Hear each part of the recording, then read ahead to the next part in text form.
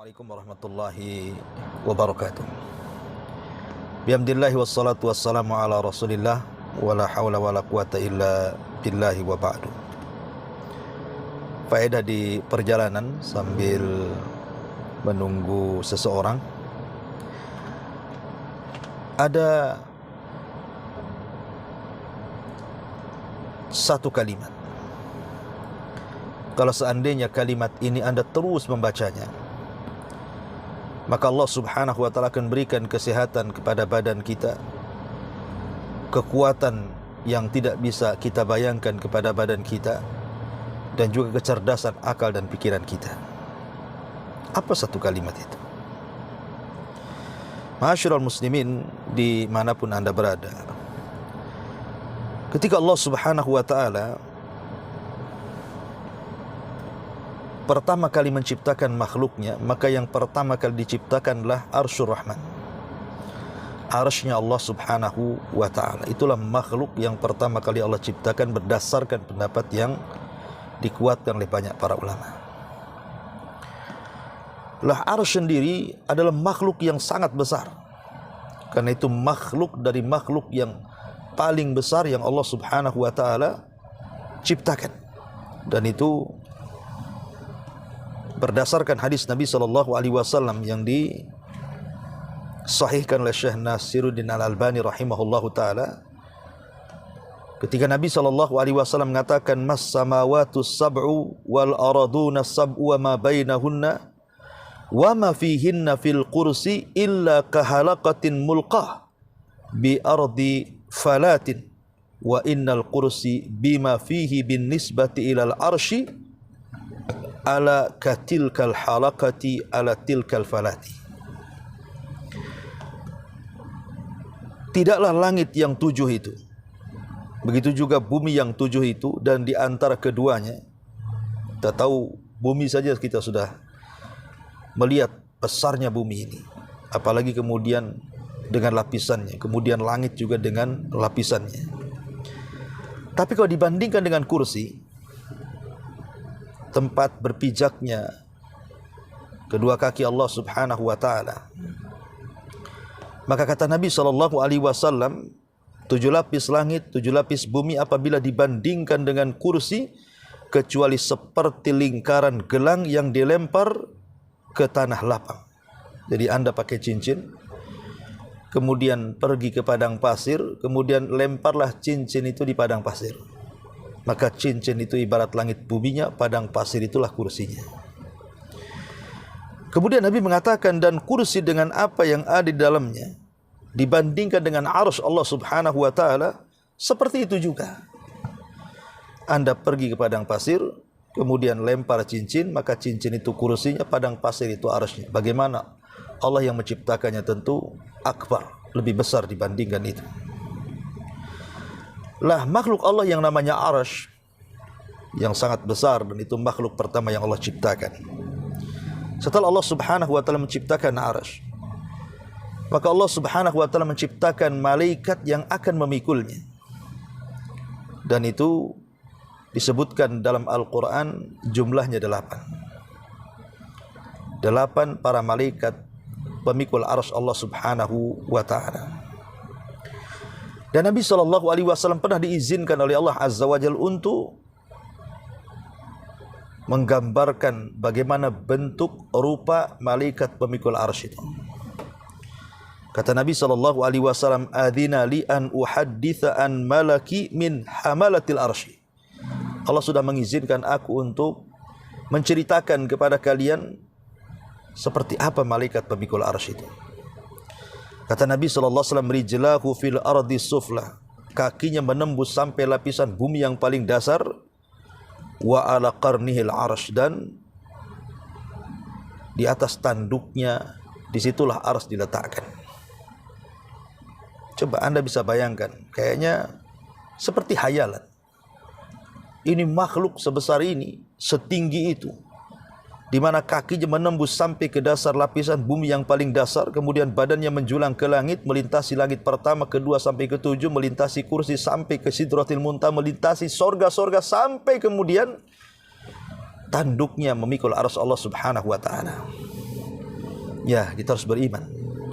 Karena yang menceritakan hal ini adalah Nabi SAW, dan hadis ini dikeluarkan oleh Imam At-Tabrani dengan sanad yang sahih. Ma'asyiral muslimin yang dimuliakan Allah Subhanahu wa taala, Imam Ibnul Qayyim rahimahullahu taala menyebutkan dalam kitabnya Al-Wabil As-Sayyib, dia mendengar dari gurunya Syekhul Islam Ibn Taimiyah rahimahullahu taala menyebutkan sebuah athar. Jadi ketika malaikat-malaikat itu diperintahkan untuk memikul arsy Allah Subhanahu wa taala, mereka mengatakan, "Ya Rabb, kaifa nahmilu arsyaka wa alaihi azamatuka wa jalaluka?" Ya Rabb, macam mana kita bisa memikul arsy sebesar ini? Sementara arsy adalah keagungan, kemuliaan. Dalam riwayat, ketika mereka diciptakan, mereka berkata kepada Allah Subhanahu wa taala dan mengatakan, "Rabbana lima khalaqtana?" Ya Rabb, kenapa kau ciptakan kami? Qala, maka Allah mengatakan, "Khalaqtukum lihamli arsy." Kalian diciptakan untuk memikul arsy-Ku, kata Allah. Qalu, mereka mengatakan, "Rabbana, ya Rabb kami, siapa yang kuat memikul arsy? Sementara arsy itu keagungan, kemuliaan." Kemudian Allah Subhanahu wa taala mengatakan, "Lidzalika khalaqtukum." Karena itulah kenapa Ku ciptakan kalian. Kemudian mereka mengulang lagi, siapa yang mampu memikul arsy Allah? Sementara arsy adalah kemuliaan. Maka akhirnya mereka pun seolah-olah tidak akan sanggup memikul arsy Allah Subhanahu wa taala.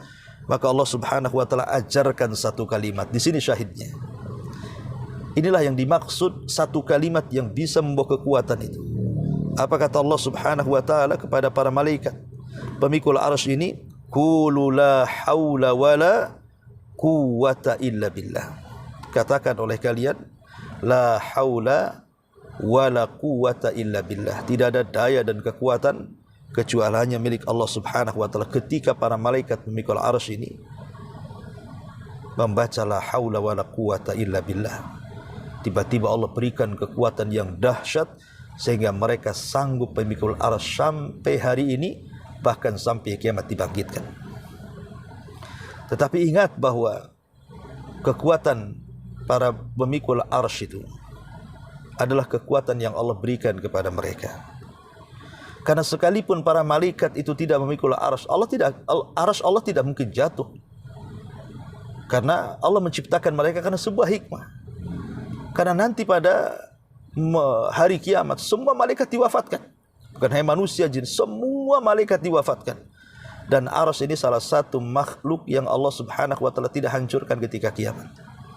Apakah kemudian ketika malaikat pemikul arsy meninggal, ketika hari kiamat tiba-tiba arsy-nya kemudian jatuh? Tidak. Karena memang yang menjadikan arsy itu tetap di tempatnya adalah kekuasaan, kekuatan, dan keperkasaan Allah Subhanahu wa taala.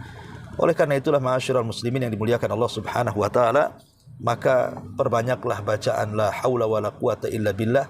Biidznillah, kalau kita yakin dengan Allah Subhanahu wa taala, kekuatan, bahwa Allah akan berikan kekuatan badan, kekuatan pikiran, kesehatan badan dan kesehatan pikiran, maka bacalah kalimat la haula wala quwata illa billah. La haula wala quwata illa billah, bahwa tidak ada daya dan kekuatan kecuali hanya milik Allah Subhanahu wa taala.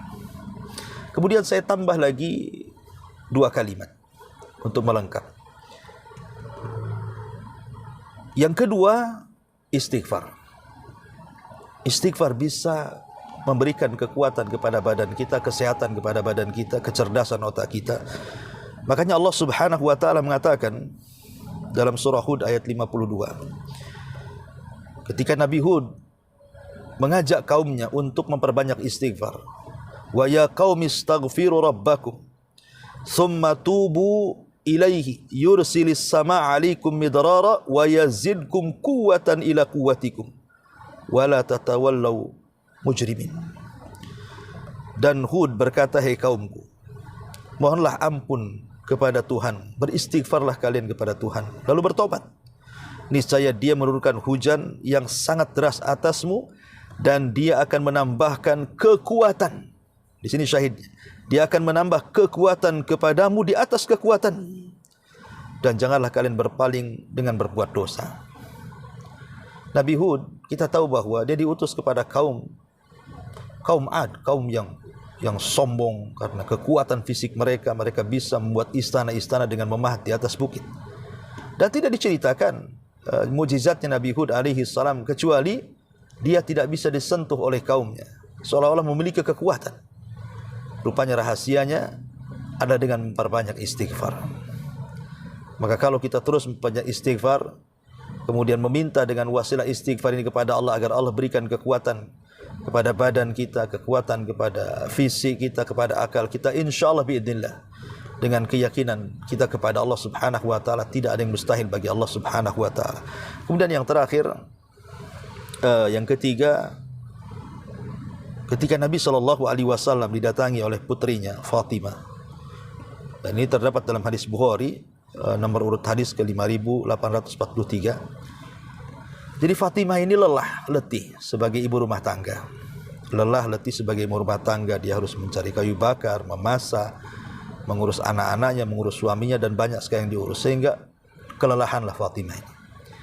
Dan dia ingin meminta pembantu kepada Nabi SAW dari kalangan budak-budak. Datanglah Fatimah tapi tidak berjumpa dengan Nabi, berjumpa dengan Aisyah radhiyallahu anha. Dan Aisyah menyampaikan keinginan Fatimah kepada Nabi SAW. Maka Rasul pun kemudian datang ke rumah Fatimah dan mendudukkan Fatimah dengan suaminya Ali radhiyallahu anhu. Kemudian kata Nabi SAW, ala adullukuma ala ma huwa khairun lakuma min khadimin idza awaituma ila firashikuma fakabbira 33 wasabbiha 33 wahmada 33 fahadha khairun lakuma min khadimin wa khadimatin. Kata Nabi SAW, maukah kutunjukkan kepada kalian sesuatu yang lebih baik daripada pembantu laki-laki dan perempuan untuk kalian? Apabila kalian beranjak ke pembaringan kalian, maka jangan lupa membaca takbir 33 kali, tasbih 33 kali, dan tahmid 33 kali. Itu lebih baik daripada kalian memiliki pembantu laki-laki atau perempuan. Subhanallah. Setelah kemudian Fatimah merutinkan kalimat ini, sebelum tidurnya dia membaca tasbih, takbir, dan tasbih, kemudian takbir dan tahmid sebanyak 33 masing-masing. Maka Allah berikan kekuatan kepada Fatimah. Selepas itu dia tidak capek lagi. Dia mau kerja apa saja seolah-olah datang kekuatan tanpa harus ada pembantu. Begitu juga Ali radhiyallahu an. Dia tidak pernah meninggalkan bacaan-bacaan yang diajarkan Rasul sampai ketika perang Siffin sekalipun.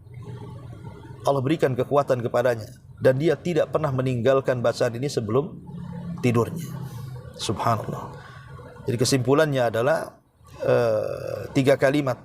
Kalau kita rutinkan, insya Allah Allah berikan kekuatan badan, kesehatan pikiran, dan juga kesehatan fisik. Pertama, la haula wa la quwata illa billah. Kemudian yang kedua, astaghfirullah, astaghfirullah. Dan yang ketiga, amalan sebelum tidur, takbir 33, tasbih 33, dan tahmid 33. Mudah-mudahan faedah ini bisa bermanfaat bagi kita semuanya.